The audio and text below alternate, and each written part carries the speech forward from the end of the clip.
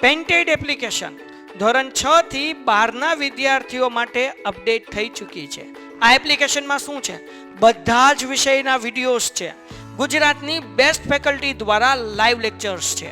IMP પ્રશ્ન છે, test series છે અને ગુજરાતના તમામ વિદ્યાર્થીઓ સાથે તમે તમારી કમ્પેરિઝન કરી શકો છો. ગેમિફિકેશન છે અને બીજું ઘણું બધું. તો તમે એપ્લિકેશન ડાઉનલોડ ન કરી હોય તો ડિસ્ક્રિપ્શનમાં લિંક આપી છે, હમણાં જ પ્લે સ્ટોર ઉપર જાઓ. આ દાખલો બહુ ઈઝી પણ થોડોક લાંબો ખરો, એટલે ધ્યાન રાખવાનું. પણ ધ્યાન રાખશો તો વાંધો નહીં આવે. આમાંય તે મધ્ય બિંદુ પ્રમેય આવશે. હાલો જરાક જાગતા રહેજો. હું લખ્યું રકમમાં વાંચો તો મને વાંચતા નથી આવડતું.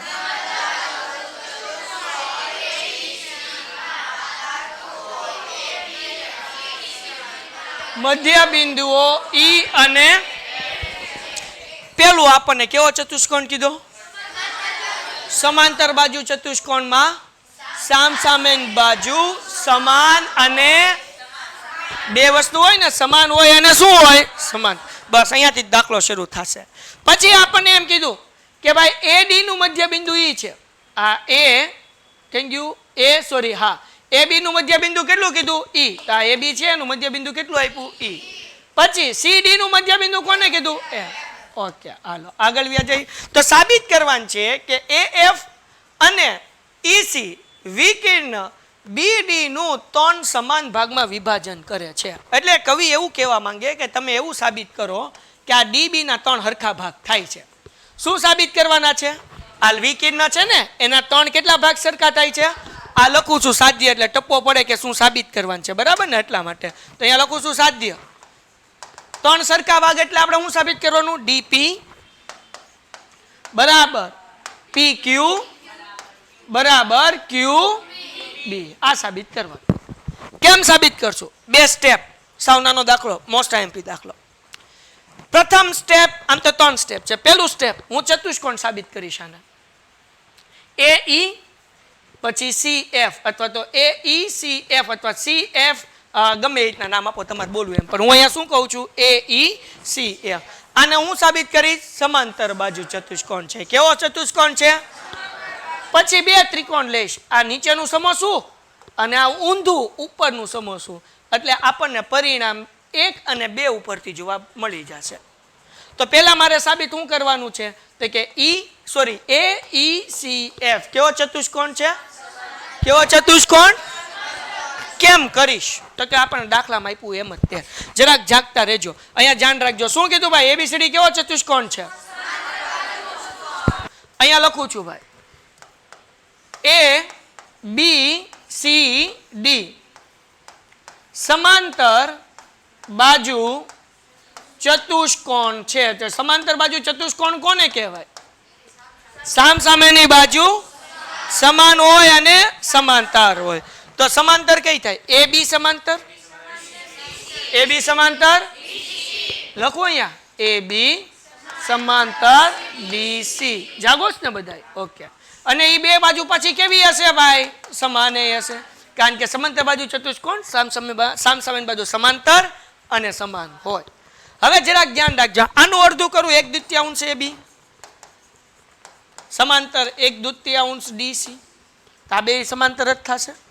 પછી એવી રીતના અહીંયા કરું 1/2 AB બરાબર 1/2 DC. બધાને 2 વડે ભાંગ્યા. સાહેબ હું લેવા ભાંગ્યા? સમજાવું, જરાક ધ્યાન રાખજો. 1/2 AB.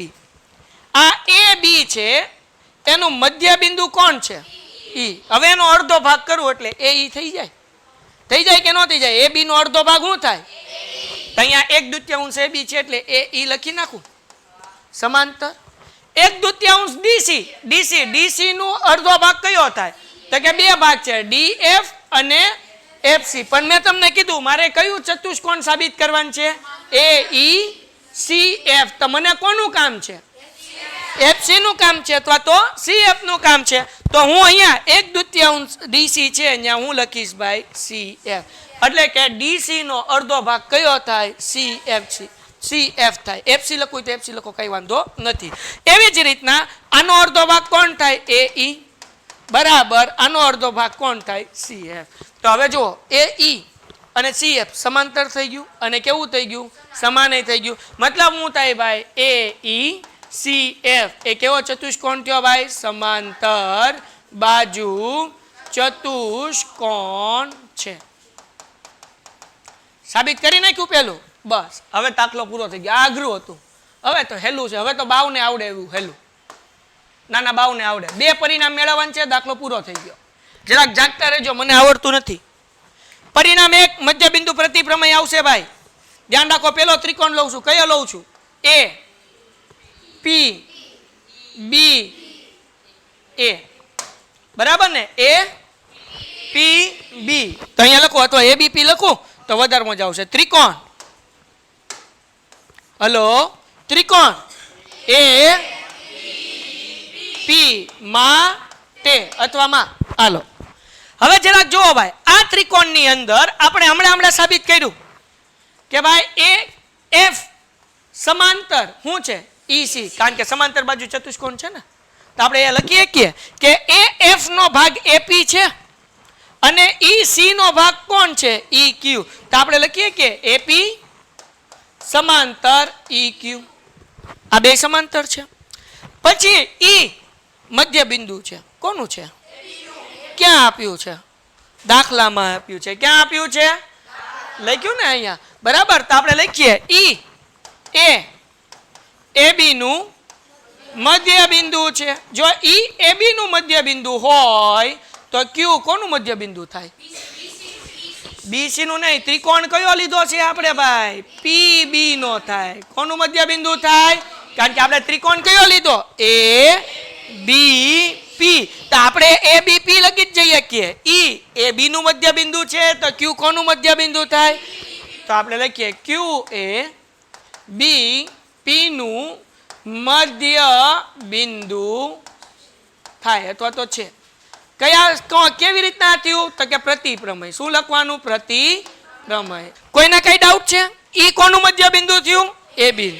તો ક્યુ કોનું મધ્ય બિંદુ થાય? તો હવે ક્યુ મધ્ય બિંદુ છે, મતલબ પી થી ક્યુ નું અંતર અને ક્યુ થી બી નું અંતર બે કેવું થાય? સમાન થાય. તો આ પરિણામ 1 મળી ગયું. પી ક્યુ ઇઝ ઇક્વલ ટુ ક્યુ બી. પરિણામ 1. બસ આવી રીતના પરિણામ 2 મળવશું. પણ હવે ત્રિકોણ કયો લેવાનો? આવડો ઊંધો, એટલે કે ડી સી ક્યુ. તો અહીંયા લખું ત્રિકોણ. ત્રિકોણ કયું લખીશ ભાઈ? ત્રિકોણ ડી સી ક્યુ માટે. જરાક ધ્યાન રાખો, આ ત્રિકોણમાં કોણ કોણ સમાંતર? તો કે આ સમાંતર લાઈન થાય પી એફ અને ક્યુ સી, બરાબર. તો અહીંયા લખો પી એફ સમાંતર ક્યુ સી. એફ કોનું મધ્ય બિંદુ? તો અહીંયા લખીએ એફ એ ડી સી નું મધ્ય બિંદુ છે. તો આ જે છે આપણે કયો? હા, પી. પી કોનું મધ્ય બિંદુ થશે? નહીં. આપણે કયો ત્રિકોણ લઈએ છીએ? ડી ક્યુ સી. તો કોનું મધ્ય બિંદુ થાય ભાઈ? ડી ક્યુ નો. તો આપણે લખવાનું પી એ ડી ક્યુ નું મધ્ય બિંદુ છે. હું લખશું મધ્ય બિંદુના પ્રતિપ્રમેય પ્રમાણે થાય, બરાબર. તેનો મતલબ એવો થાય કે આ પી મધ્ય બિંદુ છે તો ડી થી પી નું અંતર ને પી થી ક્યુ નું અંતર કેવું થાય? સમાન. તો આપણે લખીએ ડીપી બરાબર પી ક્યુ. પરિણામ 2. તો યાર દાખલો પૂરો થઈ ગયો ભાઈ. પરિણામ 1 માં પી ક્યુ બરાબર ક્યુ બી. અહીંયા ડીપી બરાબર પી ક્યુ. મતલબ એવા ત્રણેય કેવા થઈ ગયા? સમાન થઈ ગયા. તો અહીંયા લખશું પરિણામ 1 અને 2 પરથી. પરિણામ 1 અને 2 પરથી આપણે અહીંયા લખશું. શું લખશું ભાઈ? પી ક્યુ બરાબર ક્યુ બી. અહીંયા પી ક્યુ તો હતું જ તે, તો હવે વધ્યું કોણ? ડીપી. તો પી ક્યુ ક્યાં છે? તો કે પી ક્યુ આવડું આ વચ્ચે છે. ડી ક્યુ ક્યાં? તો કે કઈ ગયું? ડી ક્યુ સોરી ક્યુ બી છે. ક્યુ બી ક્યાં? આ નીચેનો ભાગ. અને ડીપી કયો? આ ઉપરનો ભાગ. ત્રણેય ભાગ કેવા થઈ ગયા? સમાન. એ આપણે સાબિત કરવાનું હતું, થઈ ગયું. તો આવી રીતના આપણે આ દાખલો ગણવાનો છે. તો પહેલા આપણે સાબિત કરવાનું કે આ શું છે ભાઈ?